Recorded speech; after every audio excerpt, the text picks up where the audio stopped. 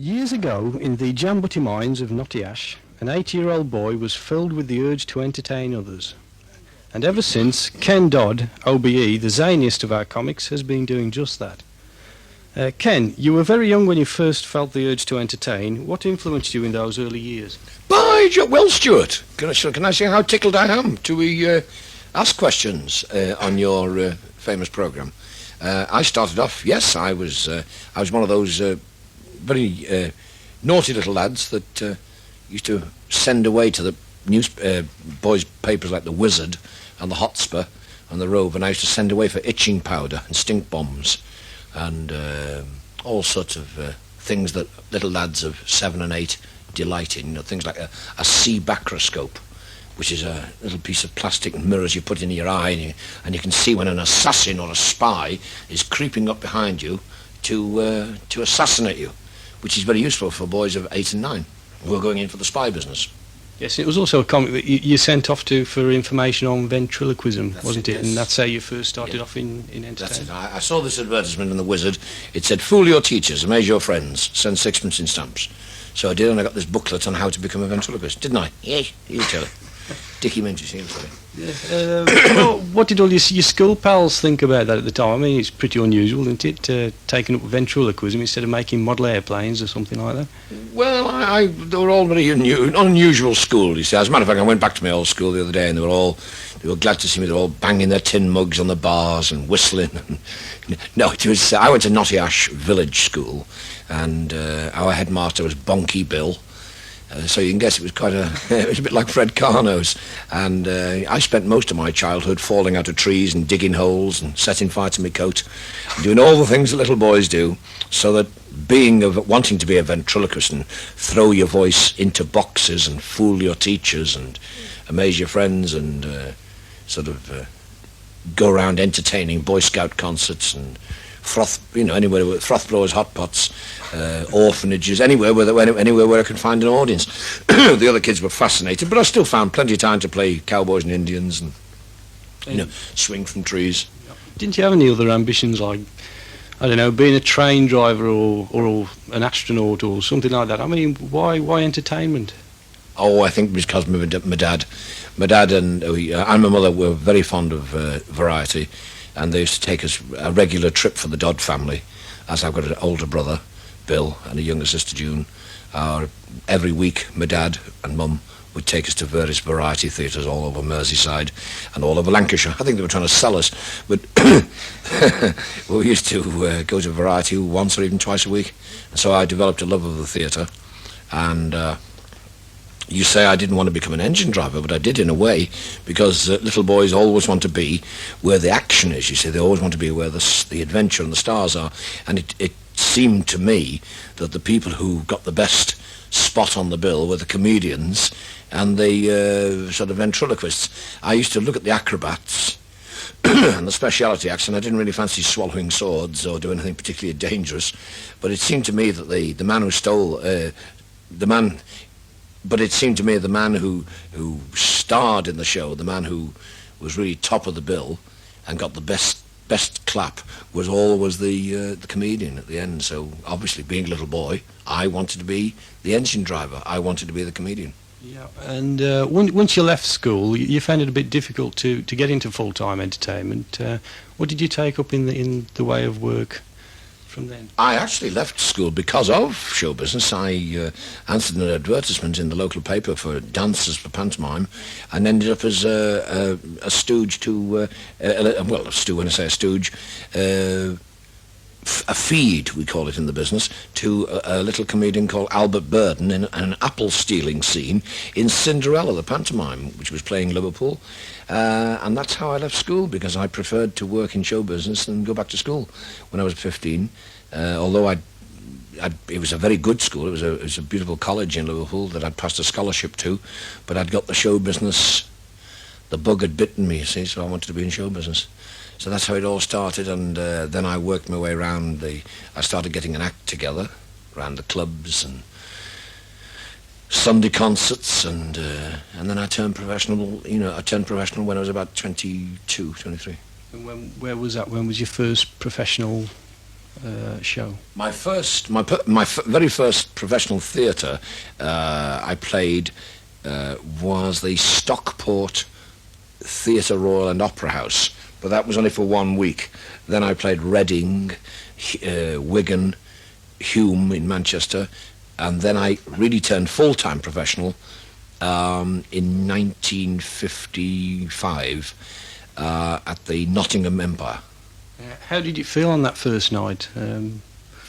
Any different to the other nights, or did you feel that it was really... Perhaps I'm a little less scared now, but not not a lot. I think you always get stage fright, and I think it's a good thing because it makes you try very hard. To be stage frightened and to be stage struck, I think are both probably very similar.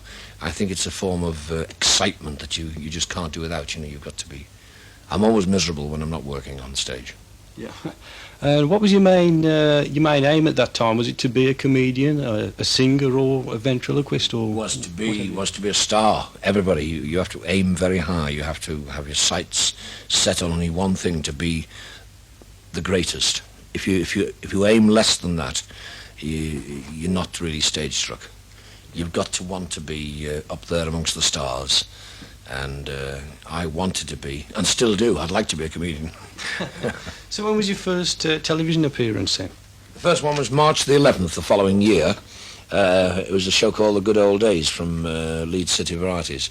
And 2 people were on that bill who had reason to be very grateful to it, because it made us both national names. If you think about television, you can be a star. You can be playing around theatres. You could play theatres the rest of your life. And you would have to play, if you reckon up the average television audience at about, well, anything from between 15 and 21 million, and reckon every theatre that holds, say, 1,200, it would take you probably about 10 or 12 years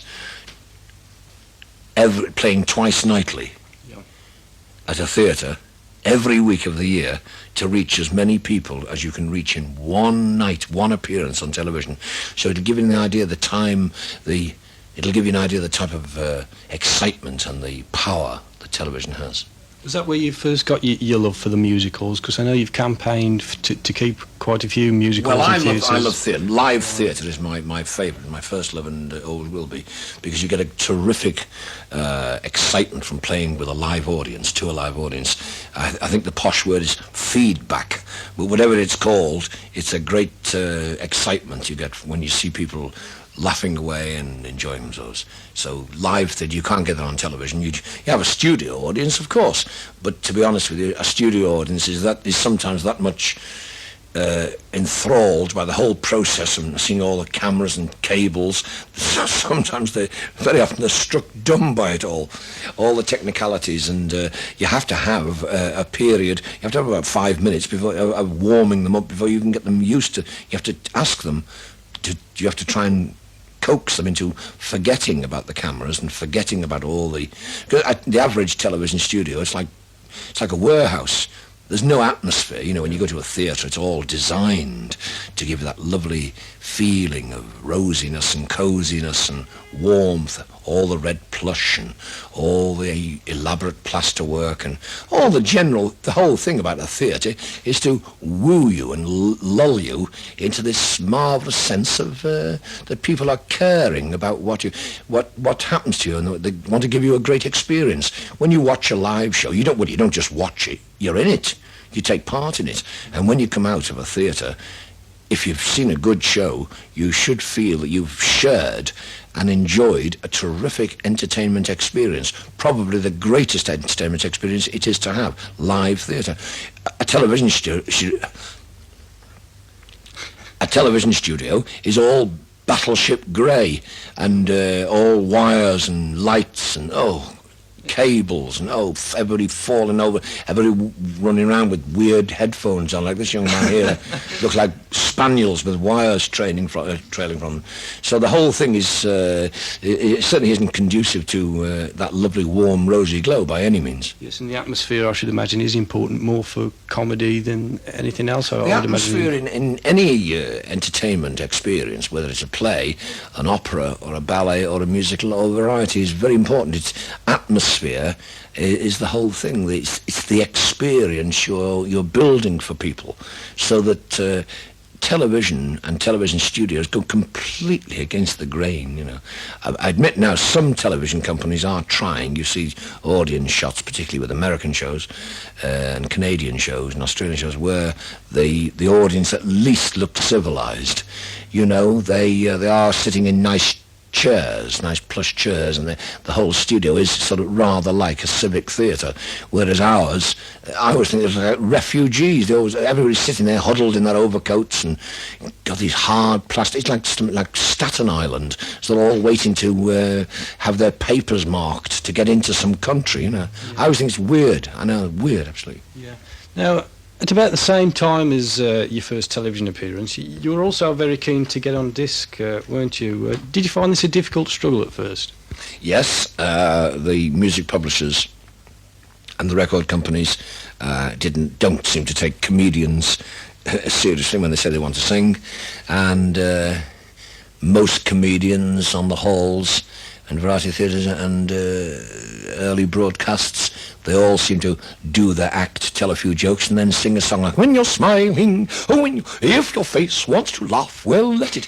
And being an ex-choir boy, I wanted to sing something a little more meaningful. So the very first song I chose to record was a song called Love is Like a Violin.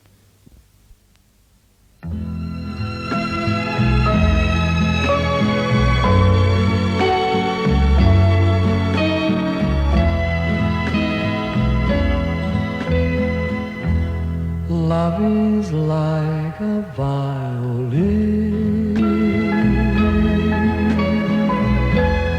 with its strings around your heart,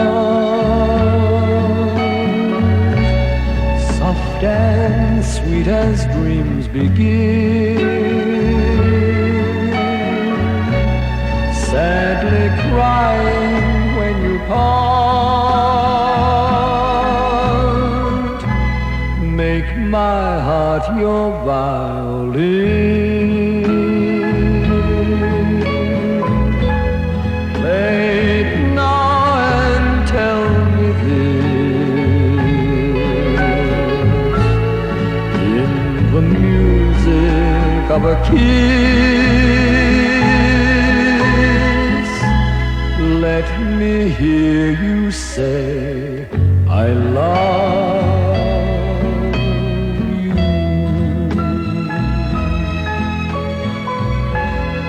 A violin is tender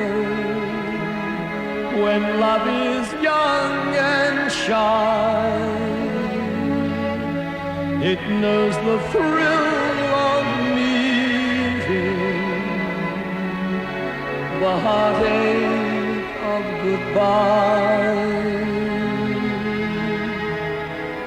Its song may bring desire and melancholy too, for that caress of rapture that only love can give to you.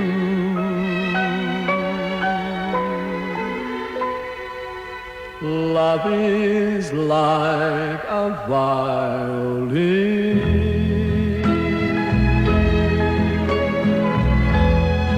with its strings around your heart, soft and sweet as dreams begin, sadly crying when you part. Make my heart your violin.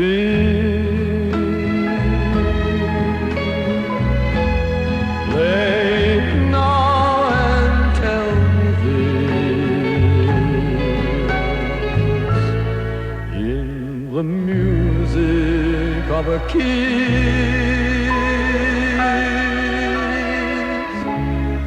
let me hear you say, I love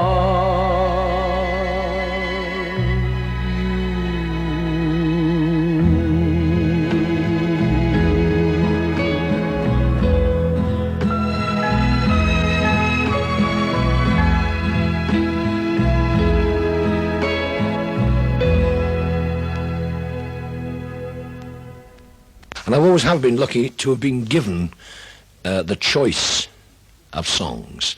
So I get lots and lots of songs sent to me by music publishers, and I'm allowed to choose which ones. And over the years, I've picked one or two good ones. I've also dropped an awful lot of clangers. A man sent me a song once, well, the same man that found me Tears and Love Is Like a Violin. A man called Jimmy Phillips in London, Keith Prowse, music publishers. He sent me this song, and he said, let me know immediately what you think about it, because it's quite big in America.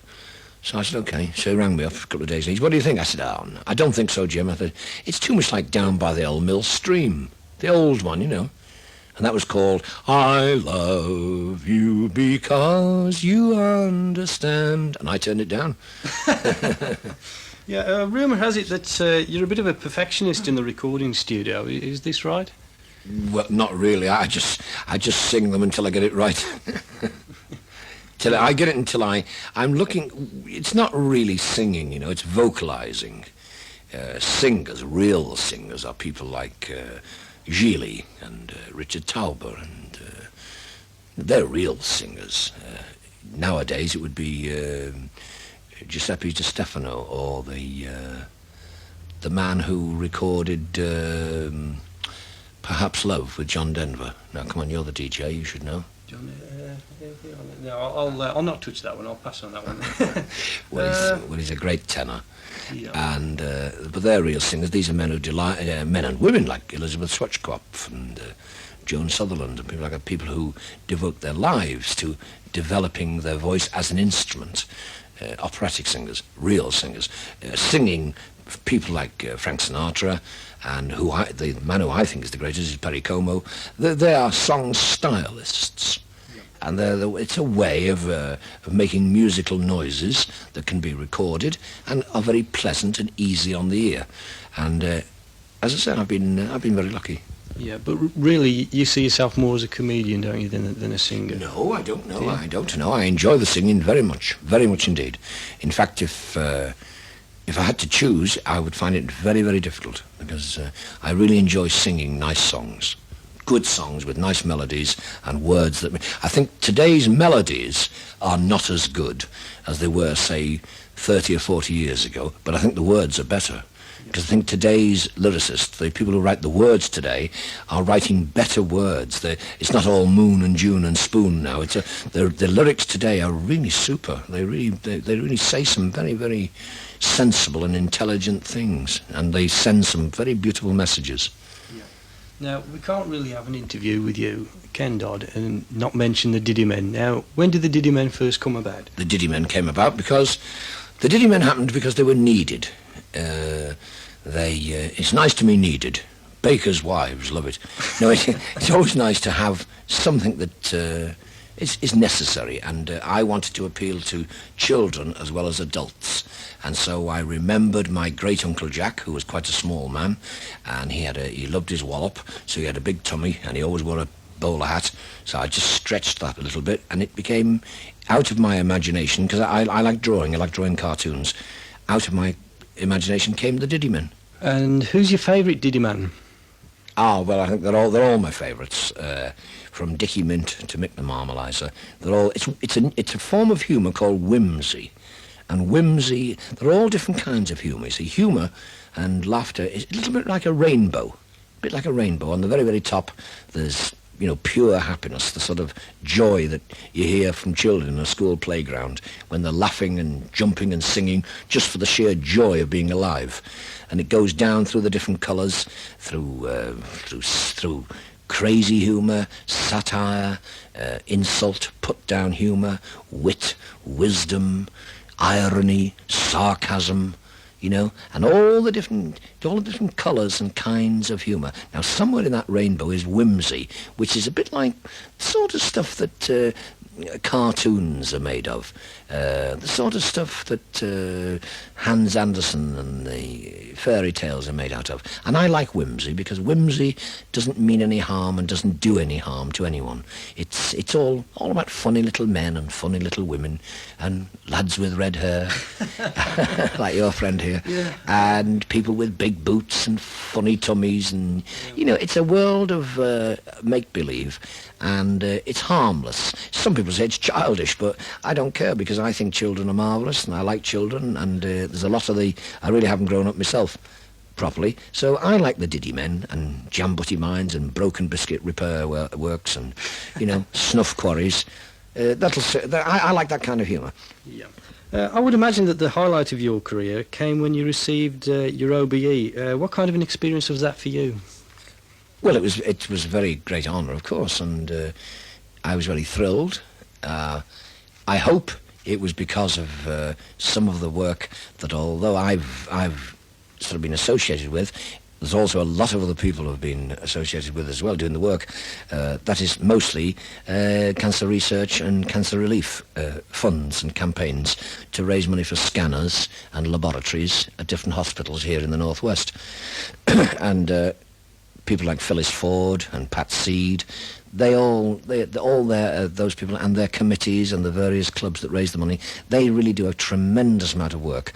And my name was associated with them because I thought, well, a good way to make the name Ken Dodd do some good is to associate it with these various appeals and campaigns. So I hope it was something to do with that, and also I hope it was something to do with sort of trying to save and restore and renew the life of theatre and theatre work all over the country. If I could associate myself with those two ideals, cancer research, cancer relief, and theatre work, I would think then they were doing some good as well as enjoying myself, earning a living. Yeah. Did you still find time to crack any jokes with royalty when you went down there and received it, or was it a very sombre affair? No, it's not in the least sombre. No, it's very jolly. It's very nice, and the Queen's very nice, and that was more of a formal occasion, and the Queen just congratulates you and has a few words with you. But on the more informal occasions, when I've worked at Windsor Castle at the Royal Household Party and on royal performances, they often crack gags to you. Oh yes, Prince Charles is a very good comedian. Can you recall one at the moment, or? Oh, they always chivvy you about your show, and they ask you, are certain things really true? Are the Diddy Men really Diddy Men? All sorts of things like that. Oh, yes. Well, before we finish, Ken, have you any message for the patients on the wards? Yes, I'd like to say how tickled I am. I'm full of plumptiousness. Now, tatifularious it's been being on your programme, Stuart. And also I'd like to wish everybody a speedy recovery. I hope you're all feeling better today and then a lot better tomorrow. I hope that every one of you are all back home with your families as soon as it's possible for you. I wish you all a speedy recovery. A big kiss to all the ladies. A big kiss to all the nurses. And a big sloppy wet one for matron. Ken Dodd, OBE, thank you for sparing us your time, and the best of luck for the future. Thank you, young men, technicians, secretaries. Thank you all, gentlemen. Thank you very much. Tatty bye.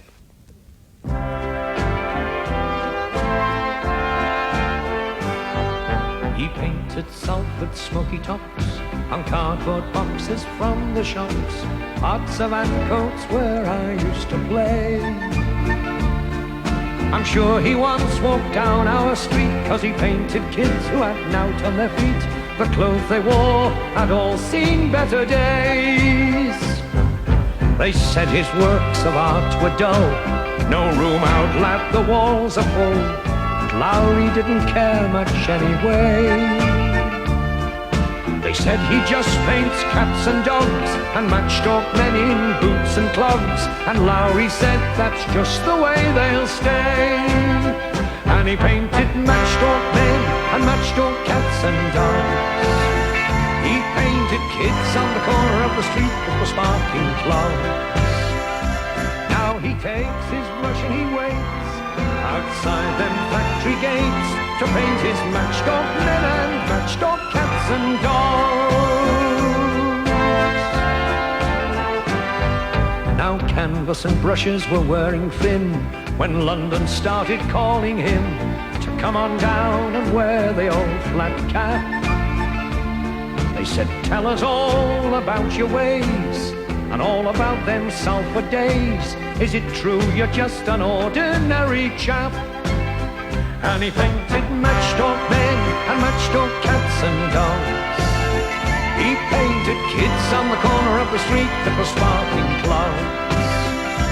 Now he takes his brush and he waits outside them factory gates to paint his matchstock men and matchstock cats and dogs.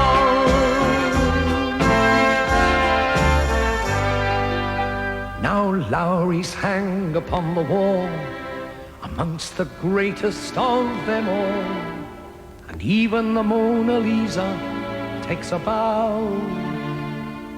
This tired old man with hair like snow told northern folk, it's time to go. The fever came and the good Lord mopped his brow, and he left his matchstock men and matchstock cats and dogs. He left us kids on the corner of the street that was sparking clogs. Now he takes his brush and he waits outside the pearly gates to paint his matchstock men and matchstock cats and dogs. And he left us matchstock men and matchstock cats and dogs. He left us kids on the corner of the street that was sparking clogs. Now he takes his brush and he waits outside the pearly gates to paint his matchstock men and his matchstock cat